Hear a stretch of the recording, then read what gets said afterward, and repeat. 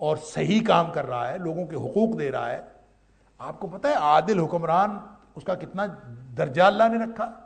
نبی اکرم صلی اللہ علیہ وسلم نے 7 لوگوں کی جو فہرست بتائی ہے نا، کہ جن کو قیامت والے دن اللہ اپنے عرش کا سایہ نصیب کرے گا، اور وہ لوگ، وہ اس دن جس دن اللہ کے عرش کے علاوہ کوئی سایہ نہیں ہوگا، اللہ، تو اس سائے کے نیچے جن خوش نصیب لوگوں کو جگہ نصیب ہوگی ان میں سے ایک عادل حکمران ہے، جو حکمران ہو، با اختیار ہو، لیکن وہ عدل کے تحت حکمرانی کر رہا ہو، لوگوں کو جس کا جو حق بنتا ہے اس کو دے رہا ہو، یہ ہے یامر بالعدل، اور اس کو اللہ تعالیٰ قیامت والے دن اعزاز بخشیں گے، سبحان اللہ، یہ اتنا بڑا اعزاز ہے۔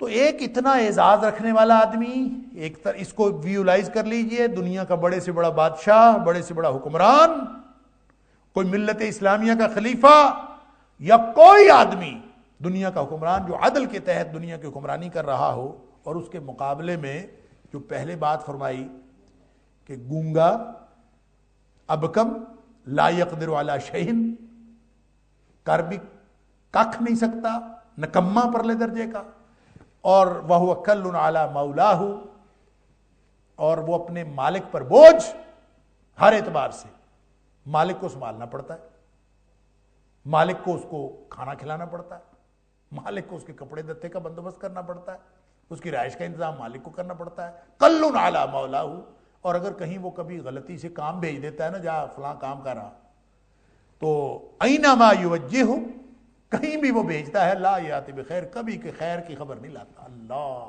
اکبر۔ ایک یہ ہے اور ایک وہ عادل حکمران ہے، کیا یہ دونوں برابر ہو سکتے ہیں؟ اللہ تعالیٰ یہ سوال کرتا ہے، حل یستوی ہوا ومن یامر بالعدل، کیا یہ برابر ہو سکتے ہیں؟ ابھی اللہ کا سوال اس لیے ہے کہ تم اس سے ہی سمجھ لو، اللہ اکبر۔ لہذا امام شوکانی نے ان دونوں مثالوں کو، اور ان دونوں مثالوں کا جو پہلا پارٹ ہے اور جو دوسرا پارٹ ہے، اس کو الگ الگ کر کے اس کی کئی امپلیکیشنز نکالی، اور اس نے کہا کہ یہ مثال آپ جہاں مرضی منطبق کر دیں، یہ منطبق ہوتی ہے۔ مثلا وہ کہتے ہیں کہ اس مثال میں جو پہلا کردار ہے وہ غلام ہے اور دوسرا کردار آزاد ہے، یہ بھی ہو سکتا ہے۔ یہ بھی ہو سکتا ہے کہ پہلا کردار جو ہے وہ مخلوق ہے اور دوسرا کردار خالق کو واضح کرنے کے لیے ہے۔ یہ بھی ہو سکتا ہے کہ پہلا کردار جو ہے کافر کے لیے ہے، یہ مثال کافر اور مسلم مومن کی ہو سکتی ہے، پہلا کردار کافر کا اور دوسرا مومن کا۔ اور یہ بھی ہے اصل جو سمجھایا جا رہا ہے کہ اس میں معبودان باطل اور اللہ کی ذات کا فرق سمجھانے کے لیے یہ مخلوق کی مثالیں دی جا رہی ہیں، کہ آپ جب مخلوق میں سے مخلوق کا اتنا زیادہ فرق ہوتا ہے اور وہ کبھی برابر نہیں ہو سکتے، تو آپ مخلوق کو خالق کے برابر کیسے کر رہے ہیں؟ اللہ اکبر۔ اور ایک انہوں نے یہ بھی، اس کی انٹرپریٹیشن امام شوکانی نے کی ہے کہ اس سے مراد بت ہیں۔ ایک اس کی اپلیکیشن یہ بھی ہو سکتی ہے ان دونوں مثالوں کی، کہ جو پہلا کردار ہے کہ گونگا بھی اور نکما بھی اور کوئی خیر کی بات نہیں اس کے اندر، کوئی کچھ بھی نہیں، اس سے مراد بت ہے، اور وہ جو اچھے بھلے اختیار رکھنے والے ہیں، اس سے مراد ان بتوں کی پوجا کرنے والے ہیں۔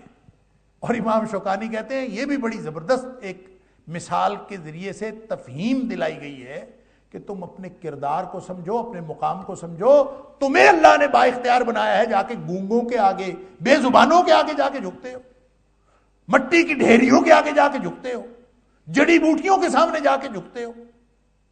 تو یہ گویا بت اور بتوں کو پوجنے والے ان کی مثال بھی ہو سکتی ہے۔ علی ھذا القیاس ہے مثال یہ دنیا کی، ہے مثال انسانوں کی، ہے مثال مخلوق کی، لیکن سمجھایا جا رہا ہے کہ شرک سے باز آ جاؤ اور اللہ کی توحید کو اور اللہ تعالیٰ کی وحدانیت کو سمجھ لو کہ اللہ تعالیٰ کی عبادت کس طرح سے وہ اکیلا عبادت کا حقدار ہے، اور ہر وہ چیز، ہر وہ بات، ہر وہ ایکٹیویٹی، ہر وہ احساس، ہر وہ تعلق، ہر وہ امید، ہر وہ خوف جو رکھنا صرف خالق کا حق ہے، وہ مخلوق میں سے کسی کے ساتھ نہ رکھا جائے۔ اللہ اکبر۔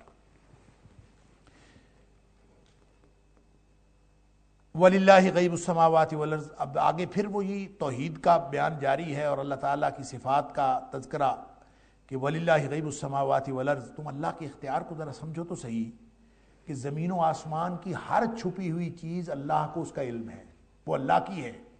وَلِلَّهِ غیب السماوات والارض. زمین و آسمان کی ہر چھپی ہوئی چیز اللہ کی ہے، اس کا اختیار اس قدر وسیع ہے.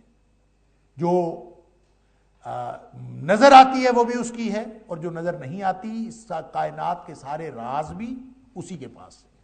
وَمَا أَمْرُ السَّاعَةِ إِلَّا كَلَمْحِ الْبَصَرِ أَوْ هُوَ أَقْرَبُ. رہ گئی وہ قیامت اور آخرت کا وہ تصور، جو تصور نبی اکرم صلی اللہ علیہ وسلم دے رہے ہیں، توحید کے ساتھ جڑا ہوا آخرت کا تصور، اللہ کے سامنے جواب دہی کا تصور، قیامت کے وقوع پذیر ہونے کا تصور. فرمایا وہ اتنی جلدی آ جائے گا، سارے راز اللہ کے پاس ہیں اور قیامت کا راز بھی اللہ کے پاس ہے. اور فرمایا وما امر الساعۃ، اور قیامت کا معاملہ نہیں ہے الا مگر کلمح البصر، ایسے ہے جیسے آنکھ کا جھپکنا. اللہ اکبر. جتنی جلدی انسان آنکھ جھپک لیتا ہے اتنی جلدی قیامت کا وقوع پذیر ہونا ممکن ہے.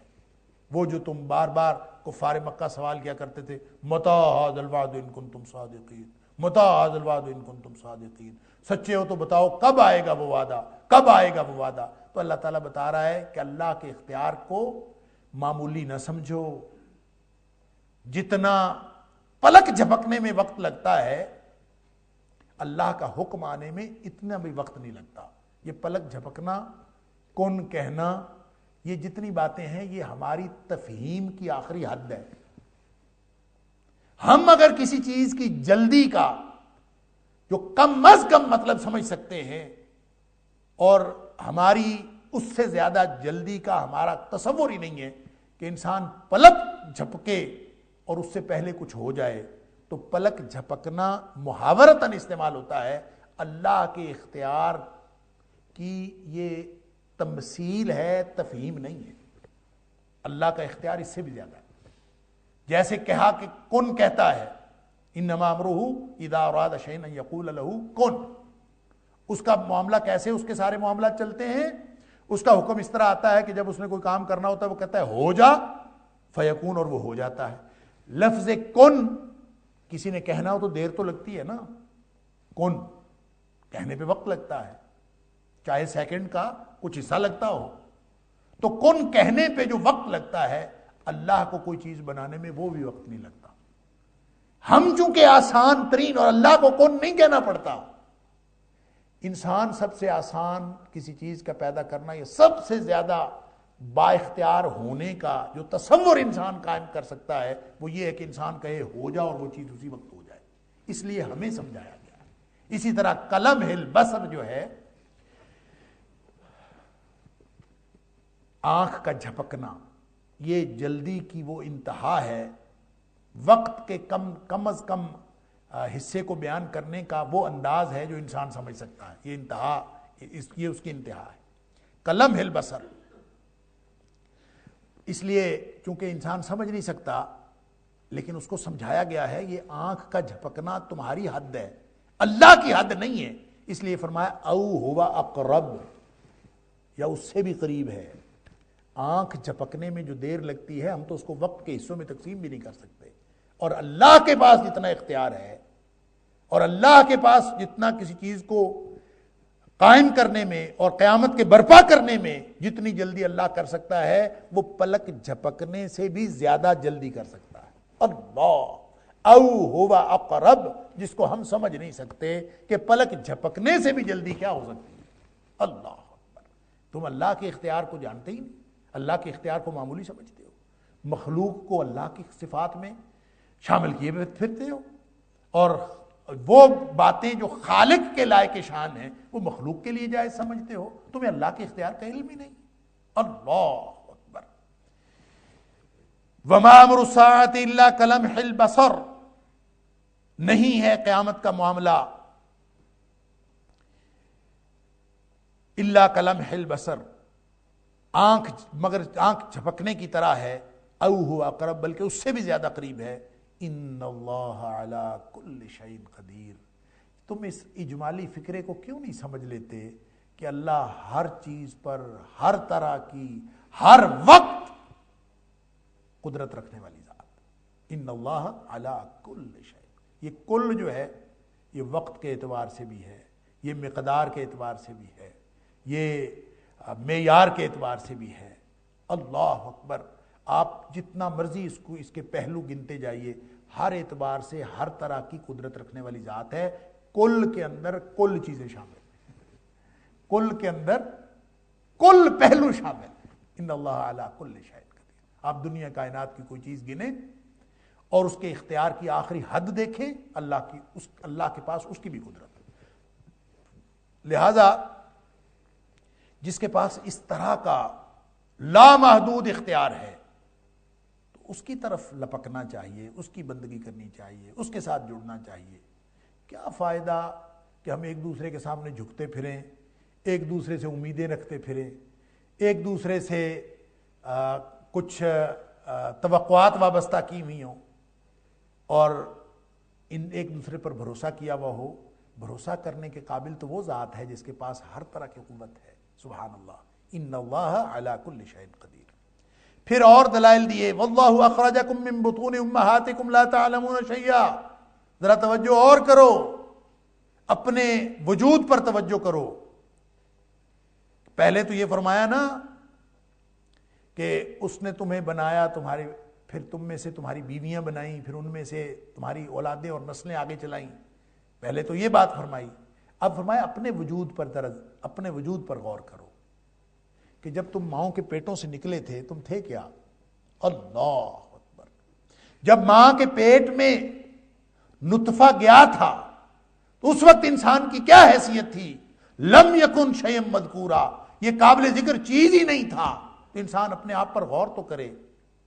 فرمایا واللہ اخرجکم من بطون امہاتکم، جب اس نے بنا بھی دیا تھا نا تمہیں پورا جیتا جاگتا انسان اور تمہیں ماؤں کے پیٹوں سے باہر نکالا، لا تعلمون شیئا، تمہیں ککھ بھی کسی چیز کا پتہ نہیں تھا۔ یعنی انسان کا بچہ جب پیدا ہوتا ہے نا وہ دنیا کائنات کی ہر مخلوق کے بچے سے زیادہ بے بس ہوتا ہے۔ ہر مخلوق کا بچہ پیدا ہونے کے بعد کچھ نہ کچھ اختیار رکھتا ہے۔ کوئی پرندوں کے بچے اڑ جاتے ہیں، کوئی دانہ چگنے کے قابل ہوتے ہیں، کوئی کچھ حتیٰ کہ جو حیوانات کے بچے ہیں وہ بھی خود ہی اٹھ کے چلنا پھرنا شروع کر دیتے ہیں، کوئی نہ کوئی ادھر ادھر منہ مارتے ہیں۔ جو بے بس مخلوق کی آخری مثال ہو سکتی ہے وہ انسان کا بچہ۔ اگر اس کے والدین اس کو نہ سنبھالیں تو اس کی تو موت واقع ہو جائے۔ کوئی بچہ سروائیو نہیں کر سکتا جب تک اس کے ماں باپ نہ سنبھالیں، جبکہ باقی مخلوقات کے بچے وہ سروائیو کر سکتے ہیں۔ گویا یہ اشرف المخلوقات انسان جس نے پوری مخلوقات سے فائدہ اٹھانا ہے، اللہ تعالیٰ نے اس کو اس کی اوقات بتائی ہے کہ تم اپنی اوقات دیکھو کہ تمہاری ماں تمہیں نہ سنبھالے تو تمہیں کس بات کا علم؟ لا تعلمون شیئا۔ جب دنیا میں آئیں تو انسان تو کچھ بھی نہیں جانتا نا۔ وَجَعَلَ لَكُمُ السَّمْعَ وَالْأَبْصَارَ وَالْأَفْئِدَةَ، پھر اللہ تعالیٰ اس کو ڈیولپ کرتا ہے بتدریج۔ پھر اللہ نے تمہارے سماعتوں کی قوت عطا فرمائی، بصارتیں عطا فرمائی، صلاحیتیں اللہ تعالیٰ نے عطا کر دی۔ وَالْأَفْئِدَةَ، یہ صرف معلومات حاصل کرنے کے ٹولز نہیں دیے کہ جناب دیکھنے کی چیز کان، یہ تو حیوانات کو بھی ملے ہیں۔ وَالْأَفْئِدَةَ، ان ساری معلومات کو کنسولیڈیٹ کر کے ایک شعوری تصور قائم کرنے کے لیے اللہ نے تمہیں دل بھی عطا فرمایا۔ سبحان اللہ، تمہیں ایک شعور کی قوت عطا فرمائی جس نے تمہیں ایک اشرف المخلوقات انسان بنا دیا۔ اور یہ سب کچھ کس لیے کیا؟ لعلکم تشکرون، تاکہ تم شکر کرو اس کا، جس نے عطا کرنے والا اس کا شکر۔ یہ جو پیچھے الحمدللہ کہا تھا، لعلکم تشکرون، تاکہ تم اس کا شکر کرو۔ اس کی طرف بعد میں آتے ہیں شکر کا کیا مطلب ہے۔ تو یہ جو پہلے اللہ تعالیٰ نے مثال بیان کی ہے کہ ماں کو پیٹوں سے نکالا، اپنی اوقات یاد کر لو، یا هل أتى على الإنسان حين من الدهر لم يكن شيئا مذكورا، کہ انسان کے اوپر ایک ایسا وقت آیا ہے کوئی قابل ذکر چیز نہیں تھا۔ پھر اللہ تعالیٰ نے بنا دیا کہ اس کو ایک نطفے سے پیدا کیا، نطفۃ امشاج نبتلیہ فجعلناہ سمیعا بصیرا، ایک نطفے سے اس کو پورا سنتا دیکھتا جاگتا انسان بنا دیا. اللہ اکبر. کبھی یاد کیا ہے اس کو؟ کبھی اپنی اوقات کو یاد کیا؟ سورہ یاسین کے اندر اللہ تعالیٰ فرماتا ہے اولم یری الانسان انا خلقناہ من نطفۃ فاذا هو خصیم مبین. یہ اپنی اوقات یاد نہیں کرتا. انسان یہ نہیں دیکھتا، کبھی غور نہیں کرتا. کیا انسان نے کبھی اس بات پر غور نہیں کیا کہ ہم نے اس کو نطفے سے بنایا ہے؟ اور یہ جب اس کا سماعتیں بصارتیں کام کرنا شروع کر دیتی ہیں اور مختلف معلومات حاصل ہونے والی کنسولیڈیٹ بھی کر لیتا ہے، حیوانات کی طرح صرف دیکھ کر ایسا نہیں ہے کہ یہ پہچاننے کے قابل نہ ہو، سن کر ایسا نہیں ہے کہ سمجھنے کے قابل نہ ہو، بلکہ ساتھ شعور کی قوت عطا فرمائی ہے. تو جب یہ اس کو ساری اس کے گلے سے آواز نکلنا شروع ہو گئی، اس کی سماعتوں سے ٹکرائی ہوئی بات قابل فہم ہو گئی، جب اس کو بولنا آ گیا، قوت گویائی آ گئی، جب اس کے پاؤں زمین پر ٹکنے لگے، فَإِذَا هُوَ خَصِيمٌ مُبِينٌ. یہ دلیلیں دیتا ہے، یہ جھگڑا کرتا ہے، یہ اللہ کے بارے میں دلیلیں دیتا ہے، یہ لوگوں کے ساتھ جھگڑالو سخت فَإِذَا هُوَ خَصِيمٌ مُبِينٌ. جھگڑالو بن گیا. اپنی اوقات ہی یاد کر لے، اس کے سارے جھگڑے، اس کی بولتی بند ہو جاتی ہے اسی وقت کہ میں ہوں کیا، میری اوقات کیا ہے. اپنی اوقات کو یاد رکھیں. آئے کہاں سے ہیں، جانا کہاں ہے. آئے کہاں سے ہیں، ایک نطفہ. جانا کہاں ہے، مٹی. اللہ. میرے دادا مولانا محمد علی مدنی علیہ الرحمہ، ان سے کوئی پوچھا کرتا تھا بزرگوں تہاڈی ذات کی ہے، تو وہ کہتے تھے ذات ہے مٹی. کہتا کیا مطلب؟ کہتے مٹی سے آئے ہیں، مٹی میں چلے جانا ہے، یہ ہماری ذات ہے. انسان سوچے تو صحیح میں ہوں کیا. یہاں اگر اس کو ہم ذاتوں کے جس تصور میں پڑے ہیں، میں راجپوت ہوں، میں سید ہوں، میں جٹ ہوں، میں ارائی ہوں، میں فلاں ہوں. کیا حیثیت ہے اس کی؟ حیثیت تمہاری یہ ہے کہ آئے تھے تم تو تم کیا تھے، اور جب چلے جاؤ گے تو تم کیا ہو. تو یہ جو گلے سے آواز تھوڑے دنوں کے لیے نکل رہی ہے، قوتیں عطا فرمانے والا وہ ہے، سماعتیں عطا فرمانے والا وہ ہے، صلاحیتیں عطا کرنے والا وہ ہے. اس نے تو اس لیے دی ہے لعلکم تشکرون، تاکہ تم شکر والی زندگی اختیار کرو. اور شکر والی زندگی کیا ہوتی ہے؟ شکر والی زندگی یہ ہوتی ہے کہ یہ صلاحیتیں جو اللہ نے دی ہیں یہ اس کی مرضی سے استعمال ہوں. یہ شکر کی زندگی ہے. شکر کی زندگی صرف یہ نہیں ہے کہ زبان سے انسان الحمدللہ الحمدللہ کا ورد کرتا رہے اور عملی طور پر اللہ کی ایک بات نہ مانے. یہ شکر نہیں ہے. شکر کی زندگی، شکر کا لفظی معنی ہوتا ہے بھر جانا. اور شکر کی زندگی یہ ہے کہ جو بھی عطا ہوا ہے اس کو پوری طرح عطا کرنے والے کی خدمت میں لگا دیا جائے. یہ شکر کی زندگی.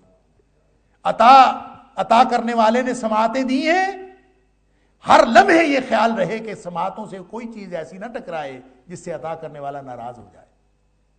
عطا کرنے والے نے زبان عطا کی ہے تو کوئی زبان سے ایسا لفظ نہ نکلے جس سے عطا کرنے والے کی ناراضگی کا امکان ہو. اگر ہر وقت دھیان توجہ اس بات پر ہے سبحان اللہ، تو یہ شکر کی زندگی ہے. لعلکم تشکرون، تاکہ تم شکر کرو.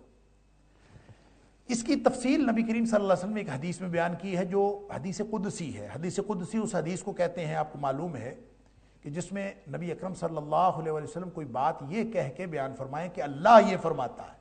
ویسے تو نبی اکرم صلی اللہ علیہ وسلم جو کچھ بھی رہنمائی دیتے ہیں وہ اللہ کی طرف سے عطا ہوتی ہے، لیکن جس میں خاص طور پر نبی کریم صلی اللہ علیہ وسلم یہ فرما دیں کہ اللہ یہ فرماتا ہے تو اس کو حدیث قدسی اس لیے کہتے ہیں کہ وہ کلام ہی اللہ کا ہوتا ہے.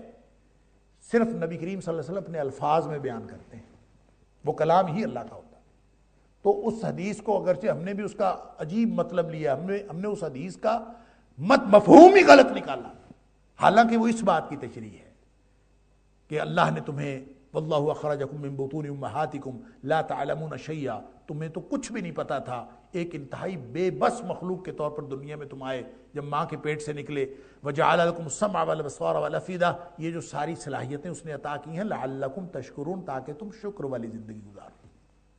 اس کی تشریح وہ بخاری کی اس حدیث میں ہے کہ ساری صلاحیتیں اللہ کے شکر کے لیے عطا ہوئی ہیں.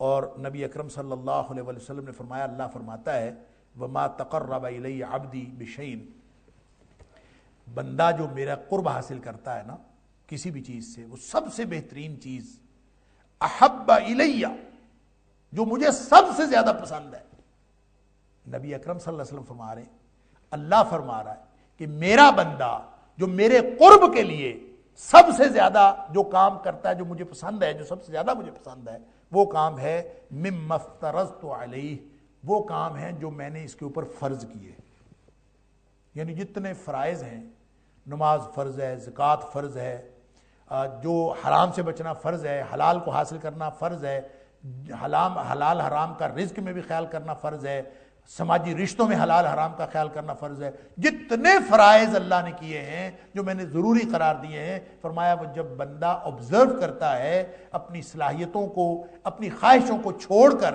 میری مرضی کے مطابق اور میرے فرض کیے ہوئے کاموں میں استعمال کرتا ہے، تو میں سب سے زیادہ اس سے خوش ہوتا ہوں اور یہ اس کو میرا قرب حاصل ہوتا ہے جب یہ میرے فرض کیے ہوئے کام کرتا۔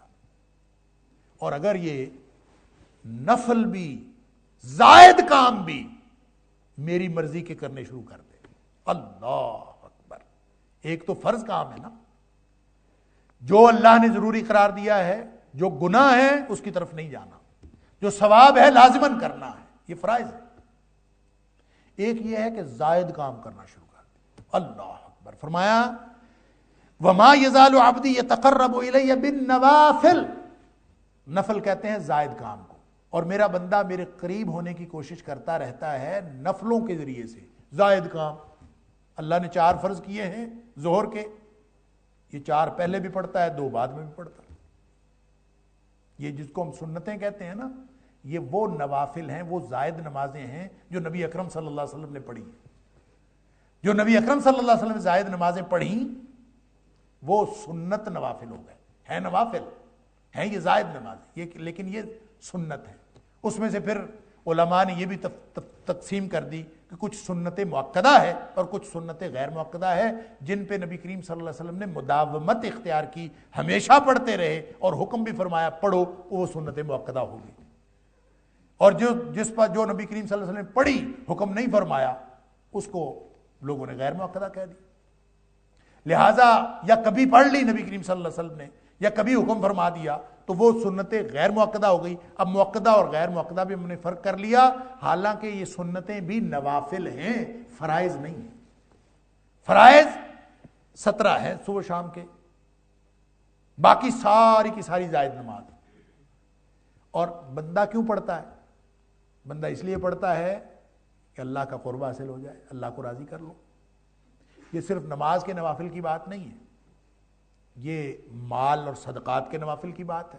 زکوٰۃ 2.5% ہے سال میں بچت کے اوپر، یہ اپنی آمدن سے بھی دیتا رہتا ہے، یہ اللہ کے ساتھ سودا کرتا ہے، یہ کہتا ہے کہ میں اپنی آمدن سے، زکوٰۃ انکم ٹیکس نہیں ہے، زکوٰۃ بچت پر ہے، اور بچت بھی ہو جس پہ سال گزر جائے۔ یہ رحیم کی رحمت ہے، رحیم کی رحمت۔ موبائل بند کر لیا کریں بھائی، کیوں نہیں بند کرتے آپ؟ روز ہی یہ بات کہی جاتی ہے، پھر بھی ٹن ٹن ہوتی رہتی ہے، پتہ نہیں کیا مسئلہ ہے۔ اللہ تعالیٰ معاف فرمائے۔ تو رحیم کی رحمت ہے کہ اس نے صرف 2.5% اس مال سے جو بچت ہو، ایک خاص حد سے زیادہ ہو اور بچت ہو اور سال پڑا رہے، پھر اس پہ 2.5% ہے۔ اندازہ تو کیجئے، لوگوں کو وہ بھی مشکل لگتا ہے، لیکن وفی اموالہم حق معلوم للسائل والمحروم، اپنے مال میں مانگنے والے اور محروم لوگوں کے لیے ویسے ہی حصہ سمجھتا ہے، وہ 2.5% کے علاوہ بھی سمجھتا ہے، اپنی آمدن سے دیتا رہتا ہے۔ اللہ کے ساتھ کوئی سودا کر لیتا ہے، کہتا ہے ٹھیک ہے میں اپنے آمدن میں سے 2% ہر مہینے دے دیا کروں گا، 2.5% ہر مہینے دے دیا کروں، 5% دے دیا کروں گا، 10% دے دیا کروں۔ بندہ سوچے تو صحیح، 10% بھی اگر دے دیا، 20% بھی دے دیا، میں کہتا ہوں 90% بھی دے دیا اگر، تو باقی 10% تو پھر بھی اسی کا کھا رہا ہے نا، جس کے نام کا دے رہا ہے۔ احسان کیا کیا؟ تو اگر اس نے یہ کیا، یہ نوافل ہے، اور یہ ہر شخص کے اپنے شوق کی بات ہے کتنے نوافل ادا کرنا چاہتا ہے۔ اور اعلی حاصل قیاس، کسی کو وقت دینا آپ کے اوپر فرض نہیں ہے، آپ پھر بھی دیتے ہیں کہ یار میں اگر اس کے کام آ جاؤں, میرا وقت دینا اگر اس کے کام آ جائے تو کوئی حرج نہیں. مخلوق خدا کی خدمت کر کے اگر میرا اللہ راضی ہو جاتا ہے تو میں کر لوں. وقت دیتا ہے اپنا. یہ سارے نوافل ہیں, اس کی لمبی چوڑی تفصیلات ہیں, صرف ایک نہیں, فرائض سے بڑھ کر جتنے کام ہیں وہ سارے نوافل. اللہ تعالیٰ فرماتا ہے کہ وما یزال عبدی یتقرب الی بالنوافل, جب بندہ نفلوں کے ذریعے سے بھی میرا تقرب حاصل کرنا چاہتا ہے اور کرتا رہتا ہے, زائد کام کرنے شروع کر دیتا ہے, تو اللہ فرماتا ہے کہ حتی احبہ, یہاں تک کہ میں اس سے پیار کرنا شروع کر دیتا ہوں. اللہ اس سے محبت کرنا شروع کر دیتا. اللہ کیوں؟ اس لیے کہ یہ صرف فرض نہیں پورے کرتا, اس نے ساری صلاحیتیں اپنے اللہ کے شکر میں لگا دی ہیں. یہ سنبھال کے نہیں رکھتا کہ فرض ادا ہو گیا بس باقی ٹھیک ہے, میں نے 4 فرض پڑھ لیے ہیں باقی پڑھنے کی ضرورت نہیں, یہ نہیں کرتا. یہ اور بھی پڑھتا ہے, جتنا وقت ملتا ہے پڑھتا ہے. یہ صرف 2.5% دے کے یہ فارغ ہو کے نہیں بیٹھ جاتا کہ بس دے لیا خیر ہے. بھئی وہ دیتے وقت کو تجھے وہ جب بے حساب دے رہا ہے تو بھی بے حساب دیتا رہا. نبی اکرم صلی اللہ علیہ وسلم نے حضرت اسماء سے فرمایا تھا کہ اسماء انفقی ولا تحسی, خرچ کیا کر گنا نہ کر. فیحصی اللہ علیک, تو گن گن کے دیا کرے گی تو اللہ بھی تجھے گن گن کے دیا کرے گا. تو بغیر حساب کے دیا کر تاکہ اللہ بھی تجھے بغیر حساب کے دیا کر. اللہ اکبر. تو اللہ فرماتا ہے, نبی اکرم صلی اللہ علیہ وسلم فرماتے ہیں, اللہ فرماتا ہے کہ میرا بندہ جب نوافل کے ذریعے میرا تقرب حاصل کرنے کی کوشش کرتا ہے تو حتی احبہ, یہاں تک کہ میں اس کو پیار کرنا شروع کر دیتا ہوں. اور جب میں پیار کرنا شروع کر دیتا ہوں فَإِذَا أَحْبَبْتُهُ, جب میں اس کو پیار کرنا شروع کرتا ہوں تو پھر پتہ کیا ہوتا ہے, پھر میں اس کے کان بن جاتا ہوں جس سے وہ سنتا ہے. اللہ اکبر.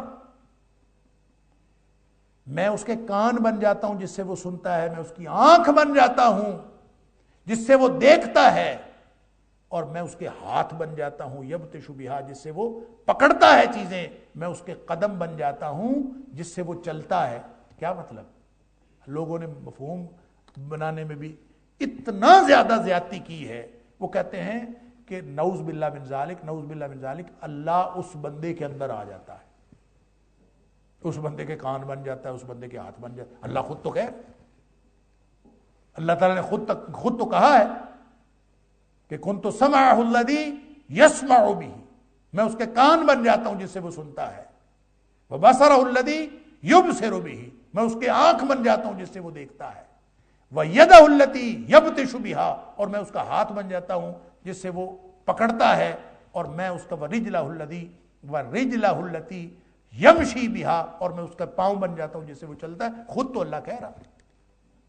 لہٰذا اس سے ہم نے وہ حلول کا عقیدہ جو قبل از اسلام سے چل رہا تھا, جو ہمارے قدیم ترین مذہب جو پڑوسی ملک میں ہے ہندو دھرم, ان میں جو حلول کا عقیدہ, اوتاروں کا جو عقیدہ تھا, ہم نے وہ تصور وہ گھڑ لیا اور وہ ثابت کیا اس میں سے انا للہ و انا الیہ راجعون. اور یہ سمجھنے کی کوشش ہی نہیں کی جو اللہ قرآن میں فرما رہا ہے یہ اسی کی تشریح ہے. اللہ تعالیٰ نے فرمایا نا کہ یہ میں نے سارا کچھ دیا, وجعل لکم السمع والبصر والافئدہ لعلکم تشکرون, تاکہ تم شکر والی زندگی گزارو. تو اسی کی تشریح ہے جب بندہ سارے کام اللہ کی مرضی کے کرنا شروع کر دیتا ہے تو وہ گویا ایسے ہے کہ اس کی سماعتیں کوئی اور کام نہیں کرتی سوائے اللہ کے حکم کے مطابق. وہ ایسے ہی ہے جیسے اللہ تعالیٰ اس کے کان بن گیا. اس کے ہاتھ نہیں پکڑتے کوئی اور چیز سوائے اس کے کہ جس کا اللہ نے حکم دیا ہو. اس کی آنکھیں نہیں دیکھتی سوائے اس کے جو اللہ نے حکم دیا ہے کہ یہ دیکھو. اللہ اکبر. اللہ حاضر القیاس. وہ ایک قدم نہیں اٹھاتا جہاں اللہ کا حکم نہ ہو, اور اس کی پوری زندگی اللہ تعالیٰ کی مرضی کے مطابق بن جاتی ہے. گویا ساری صلاحیتیں جو اللہ نے عطا کی ہیں وہ اللہ کی مرضی کے مطابق استعمال کرنے کے لیے عطا ہوئی ہیں. لعلکم تشکرون کی تشریح ہے یہ جو بخاری شریف کے اندر آئی. اللہ تعالیٰ مجھے اور آپ کو, ہم سب کو اللہ تعالیٰ شکر والی زندگی گزارنے کی توفیق عطا فرمائے۔ اللہ تعالیٰ ہم سب کے عقیدے درست فرمائے، اللہ تعالیٰ ہمیں درست طرز عمل کی توفیق عطا فرمائے، اللہ تعالیٰ ہم سب کو ہدایت نصیب فرمائے، اور اللہ تعالیٰ ہم سب کو قرآنی زندگی، قرآنی موت اور قرآنی حشر اور قرآن کے ساتھ اللہ تعالیٰ ہمیں جنت الفردوس میں لے جائے۔ وآخر دعوانا ان الحمد للہ رب العالمین۔